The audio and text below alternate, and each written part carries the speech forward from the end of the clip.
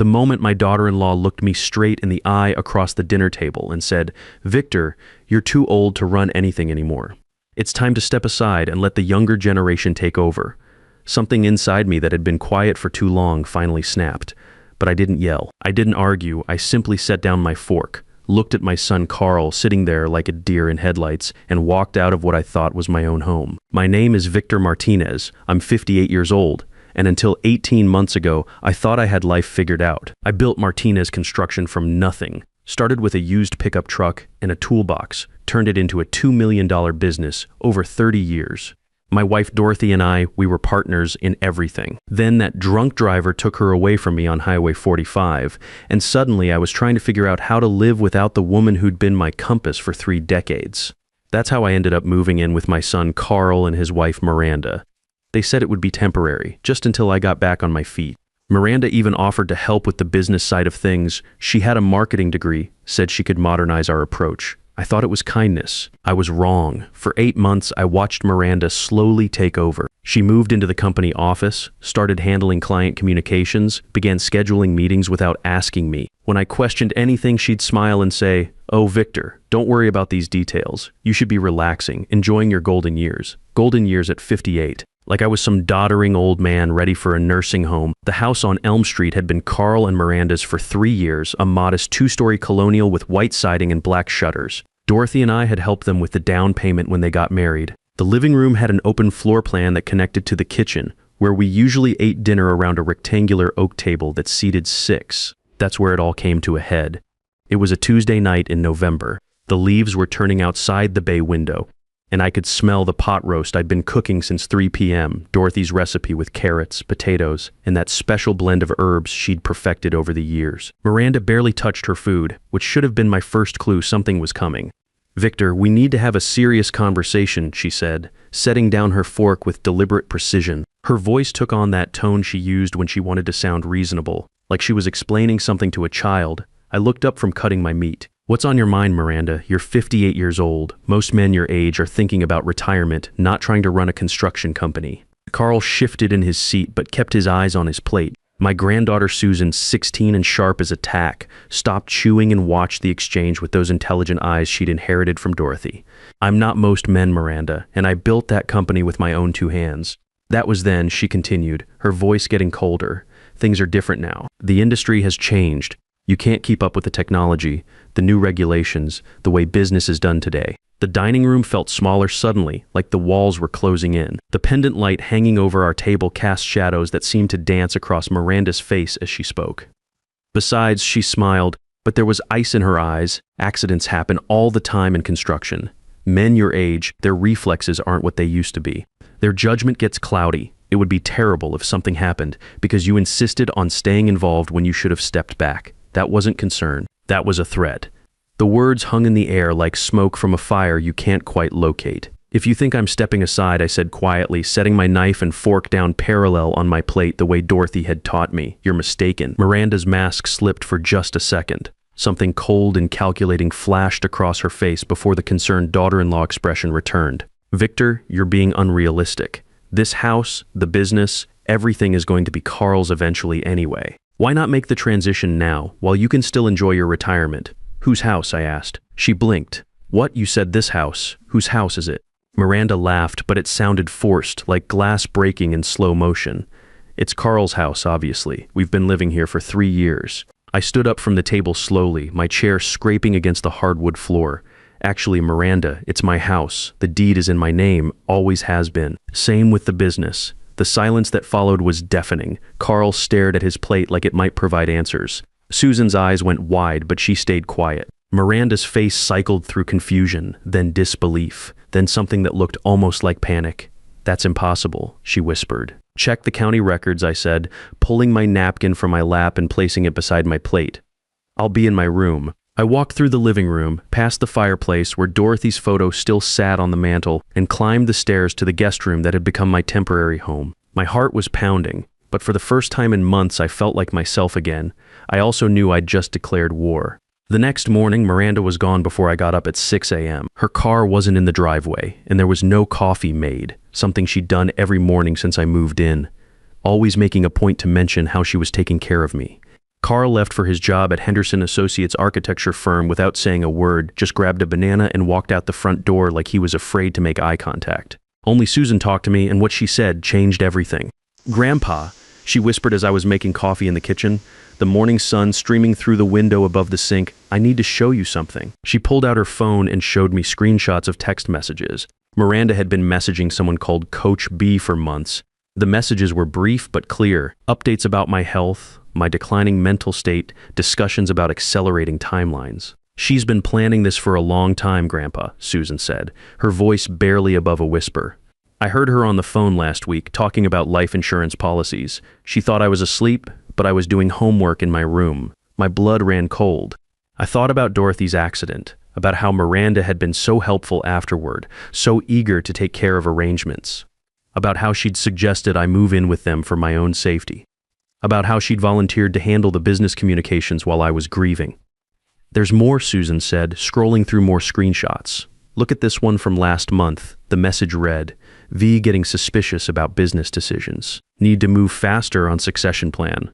Client meeting next week, will position as his idea. I remembered that meeting. Miranda had suggested we bring in a business consultant to help with modernization.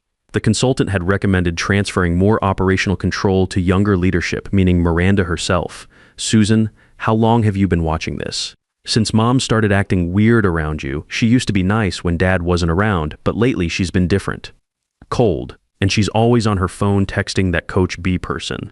I sat down at the kitchen table, the same table where Miranda had delivered her ultimatum 12 hours earlier. The morning light coming through the window felt different now, sharper somehow. "Grandpa, there's something else. Mom's been going through your stuff when you're at the hardware store. I saw her in your room last week looking through your desk. That afternoon, I drove to my old house, the one Dorothy and I had shared for 25 years on Maple Drive. It was a small ranch-style home with blue shutters and a garden Dorothy had spent decades perfecting. I'd been renting it out since moving in with Carl and Miranda, but the tenants had just moved out. The place felt hollow without Dorothy's presence, but it was still home. I stood in our bedroom, surrounded by dust and memories, and opened the safe Dorothy and I had installed behind her vanity mirror. The combination was our wedding anniversary, 10/15/89. Inside, beneath our insurance papers and the business incorporation documents, I found an envelope with my name on it in Dorothy's elegant handwriting. My hands shook as I opened it. Dorothy had always been the organized one, the planner, but this was different. This was like she'd known something I didn't. "Victor," the letter began, "if you're reading this, Miranda has made her move. I've been watching her for 2 years and I know what she is. I hired a private investigator. Her real name is Patricia Reed, and she's done this before." The folder underneath the letter was thick, filled with photographs, court documents, and investigators' notes. Miranda, or Patricia Reed, had targeted an elderly businessman in Phoenix 5 years ago, a widower named Eugene Whitman, who owned a successful landscaping company. The pattern was identical. She'd met Eugene at a coffee shop, the same coffee shop she'd been frequenting for weeks before he ever showed up. She'd presented herself as a marketing consultant, wormed her way into his business, isolated him from his adult children, and positioned herself to inherit his company when he died. Eugene's death had been ruled accidental, a fall from a ladder while inspecting a job site. But his children had contested the will, claiming Patricia had manipulated a vulnerable old man. The case dragged on for 18 months before being settled out of court. Patricia collected an $800,000 inheritance and disappeared. 2 years later, she surfaced in our town with a new last name and met my son at a coffee shop that, according to the investigator's notes, she'd been frequenting for weeks before Carl ever showed up. Dorothy had seen it all. While I was grieving and vulnerable, she'd been building a case. The letter included contact information for an attorney named Margaret Collins who specialized in elder financial abuse. "I couldn't tell you while I was alive," Dorothy's letter continued. "You would have confronted her directly, and she would have disappeared like smoke. But now you have everything you need to protect yourself and our family." I sat on our old bed holding Dorothy's letter, and for the first time since her funeral, I smiled. My wife had been protecting me from beyond the grave. I called Margaret Collins that evening from the kitchen of my old house, standing at the same counter where Dorothy used to make her famous chocolate chip cookies. "Mr. Martinez," Margaret said, "your wife contacted me 2 years ago. She was very thorough. We have everything we need." Everything for what? To destroy Miranda's entire operation. She's made several mistakes this time. She moved too fast, got too comfortable. And thanks to your wife's preparation, we have a paper trail that will bury her. Margaret explained that Dorothy had been monitoring Miranda's activities for months before her death. She'd recorded conversations using a small device hidden in her purse. She documented Miranda's gradual takeover of business operations. She'd even had Miranda investigated criminally. Your wife was remarkable, Margaret said. She anticipated every move Miranda would make. She set up monitoring on all your business accounts. She documented the client manipulation. She even identified the shell corporation Miranda established to funnel money. What shell corporation? Reed Business Solutions. Miranda's been slowly transferring Martinez construction contracts to her own company. She's been skimming 15% off every job for the past 6 months. We estimate she's stolen approximately $75,000 so far. The next few days were a blur. Margaret's team worked fast. We discovered that Miranda had been spreading rumors to our biggest clients that I was losing it mentally and that they should be dealing directly with her. She'd convinced 3 major contractors to sign new agreements with Reed Business Solutions instead of Martinez Construction, but Dorothy had anticipated all of this. She'd set up automatic alerts on every business account. She'd created a backup system that tracked every client communication. She'd even installed security cameras in the office that Miranda didn't know about. The evidence was overwhelming. Bank records, recorded conversations, security footage of Miranda accessing files after hours, emails between Miranda and Coach B discussing the timeline for my retirement. Coach B, it turned out, was Miranda's mother, Beverly Reed, who lived in Nevada and had a criminal record for elder financial abuse dating back 15 years. We're ready, Margaret told me on Friday afternoon. All we need to do is spring the trap. Margaret scheduled a family meeting for the following Thursday. She called it an estate planning session and invited Carl and Miranda to her office to discuss Victor's succession plans. The trap was set perfectly. Margaret's office was located in a converted Victorian house on Oak Street, with high ceilings and tall windows that let in streams of afternoon light. The conference room had a long mahogany table surrounded by leather chairs, and the walls were lined with law books and framed certificates. It looked exactly like the kind of place where serious business got handled. Miranda showed up dressed like she was going to a funeral. All black, very somber, playing the concerned daughter-in-law perfectly. She wore a conservative blazer and carried a leather portfolio, looking every inch the responsible family member who was only thinking about what was best for everyone involved. Carl looked nervous, like he knew something was wrong, but couldn't figure out what. He kept checking his phone and shifting in his chair, avoiding eye contact with me. I could tell he'd been getting pressure at home, probably Miranda working on him all week about how unreasonable I was being. Thank you both for coming, Margaret said, settling into her chair with the calm confidence of someone who'd done this many times before. Victor has asked me to review some concerns about the family business and estate planning. She opened a manila folder and slid a photograph across the polished table. It showed a younger Miranda with different hair color, standing next to an elderly man outside a construction office with Whitman Landscaping painted on the window. Mrs. Martinez, Margaret said, "Can you explain your relationship with Eugene Whitman?" The color drained from Miranda's face. For a moment, she just stared at the photograph like it might disappear if she looked hard enough. "I don't know who that is," she said finally, but her voice was shaky. Margaret smiled the way a chess player smiles when they see checkmate coming. She produced another document from the folder. "This is Mr. Whitman's death certificate. He died 5 years ago after naming Patricia Reed, your maiden name, as the sole beneficiary of his $800,000 estate." Carl was staring at the photo, then at his wife, then at the document spread across the table. "Miranda, what is this? Who is Patricia Reed?" "It's lies," Miranda said. But her hands were trembling now. "They're trying to frame me for something I didn't do." Margaret pressed a button on a small recorder she'd placed on the table. Dorothy's voice filled the room, clear and strong despite the fact that she'd been sick when she made the recording. "Miranda, I know you think Victor doesn't see what you're doing, but I see everything. I've been watching you manipulate him, isolate him from the business, position yourself to take over when he dies." Then came Miranda's voice, cold and calculating. "Dorothy, you're not going to live forever, and when you're gone, Victor will need someone to take care of him, someone who understands the business. Someone like me." The recording continued with Miranda discussing accidents and declining mental capacity and how these things happen to older men in construction all the time. "Ohio is a one-party consent state," Margaret explained calmly. "These recordings are completely admissible in court." Carl's face had gone white. He was looking at his wife like he'd never seen her before. "Miranda, tell me this isn't real. Tell me you didn't threaten my mother when she was dying of cancer."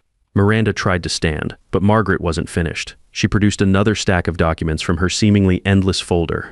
"We've also frozen all business accounts pending investigation of financial irregularities." The shell corporation you set up, Reed Business Solutions, has been reported to the state attorney general for fraud and embezzlement. She slid a bank statement across the table. You've stolen $78,000 from Martinez Construction over the past 8 months. Every transaction is documented. Your clients have also been notified. Margaret continued relentlessly. Hartley Commercial, Davidson Properties, and Riverside Development have all been informed about the contract irregularities and the unauthorized transfer of their agreements to your personal company. The room felt like it was spinning around Miranda. She gripped the edge of the table, her knuckles white, her carefully constructed world collapsing in real time.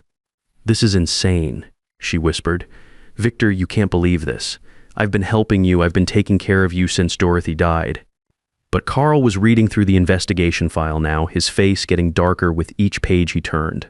"The timeline matches," he said quietly. "Everything matches. The coffee shop where we met, the way you asked about Dad's business on our second date, how eager you were to help after Mom died. Carl, please, you have to believe me, the security footage." Margaret interrupted, sliding a tablet across the table. The screen showed Miranda in the Martinez construction office at 11 p.m. on a Tuesday, rifling through file cabinets and photographing documents with her phone. "This was taken last month," Margaret said. "We have 47 hours of similar footage showing you accessing confidential files, copying client lists, and removing original contracts." Miranda's lawyer, some kid she'd hired that morning when she realized this wasn't actually an estate planning meeting, tried to object, but Margaret had already prepared separation papers and asset recovery agreements.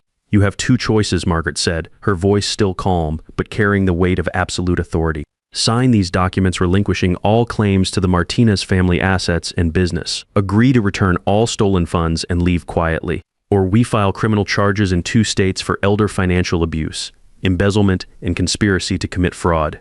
She paused for effect. "The evidence package will also go to the FBI, since this appears to be part of a pattern involving interstate commerce and your mother's criminal enterprise in Nevada." Miranda looked around the room desperately, at Carl, who was staring at the security footage with disgust, at me sitting quietly in my chair, at Margaret, who held her entire future in a manila folder.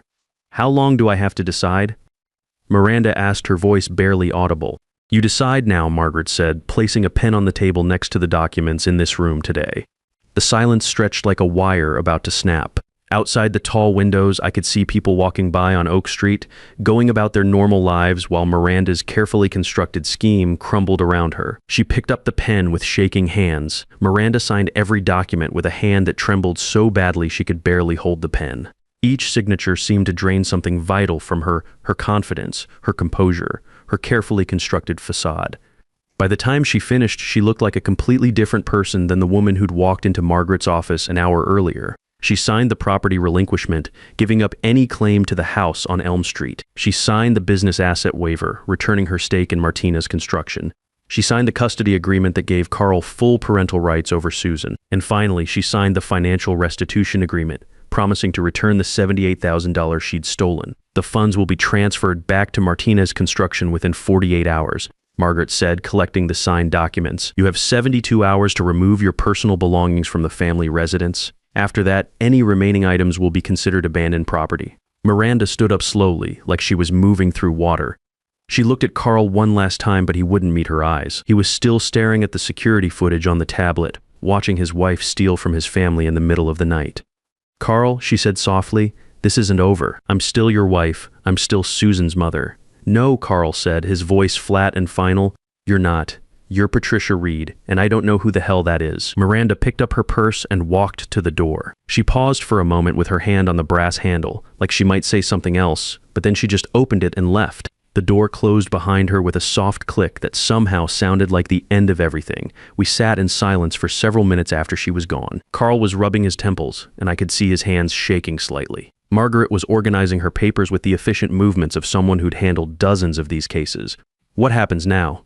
Carl asked finally. "Now we wait and see if she complies with the agreements," Margaret said. "If she doesn't, we file the criminal charges. But in my experience, people like Miranda don't want to spend the next 10 years in federal prison. She'll comply."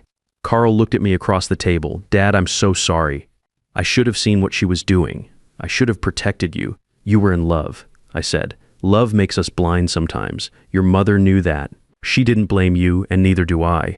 The drive back to Elm Street was quiet. Carl followed me in his car. And when we got to the house, Susan was waiting on the front porch. She must have seen something in our faces because she ran down the steps and hugged me tight. "Is it over, Grandpa?" she asked. "It's over, sweetheart." That evening, the three of us sat around the kitchen table, the same table where Miranda had delivered her ultimatum just a week earlier. But this time, it felt different, lighter somehow. Susan was doing her homework while Carl and I went through business documents, planning how to transition operations back to normal. "Dad," Carl said, looking up from a client contract, "I want to learn the business properly, not just the architecture side, but everything, the way you and Mom built it." "It's going to take time," I said. 30 years of experience doesn't transfer overnight. "I know, but I want to try. I want to be worthy of what you've built." Over the next few weeks, we rebuilt Martinez Construction piece by piece. Carl quit his job at the architecture firm and came to work with me full-time. We contacted every client Miranda had stolen and explained the situation. Most of them were understanding. They'd been doing business with Martinez Construction for years and trusted our reputation. The stolen money was returned as promised. Miranda's bank accounts were liquidated to cover the restitution, and she disappeared from town as quietly as she'd arrived 5 years earlier. Word got around the construction industry about what had happened, and her reputation was finished. No one would hire Patricia Reed or Miranda Martinez or whatever name she decided to use next. A month after the confrontation, I moved back into the house on Maple Drive. Susan convinced me it was time to come home, and she was right. The place felt different without Dorothy, but it was still home. Carl helped me repaint the kitchen and fix the loose boards on the front porch that I'd been meaning to get to for months. Susan came by every day after school. She'd sit at Dorothy's old desk in the living room and do her homework while I worked in the garage, organizing tools and planning the next day's jobs. Sometimes she'd help me with estimates, showing me how to use the computer software that had intimidated me when Miranda was running things. "Grandpa," she said one afternoon while we were reviewing a bid for a commercial renovation, "are you going to be okay? I mean, really okay?" I looked at my granddaughter, this smart, observant young woman who'd seen through Miranda's act when the adults around her were fooled. "I'm better than okay, Susan. I'm exactly where I'm supposed to be." The business was thriving again. Without Miranda's interference and theft, our profit margins improved dramatically. Carl was learning fast, asking the right questions, showing the kind of judgment that comes from genuinely caring about the work, rather than just seeing it as a means to an end.